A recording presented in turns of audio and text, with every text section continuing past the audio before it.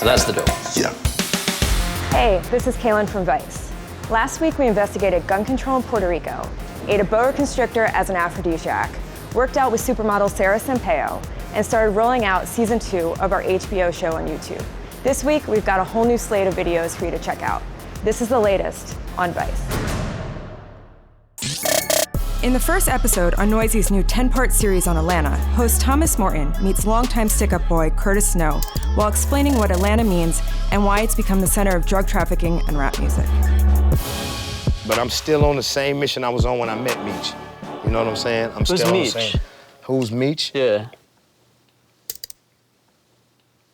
On Motherboard, we traveled to the southernmost tip of Chile to meet the beaver hunters in charge of crudely restoring order to an ecosystem on the brink of environmental destruction. Y es nuestro desafío, digamos, el que parrillar se esté controlando siempre para que no puedan seguir hacia el norte. Over on Munchies, we traveled to Cyprus to learn more about why the largest massacre of songbirds anywhere in the world is happening on British sovereign territory. This is about the slaughter of Europe's birds passing through Cyprus. If you go out into the killing fields, yes, you'll find older people doing it, but you'll also find younger people doing it. Same with drugs. While there's money to be made out of it, people are going to get into it.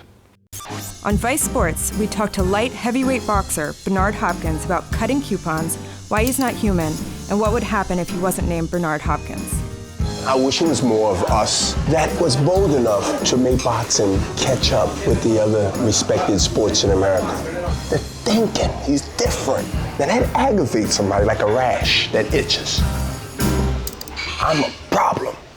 Thanks for watching, and be sure to subscribe to all the channels across the Vice network. Until next week, this has been the latest on Vice.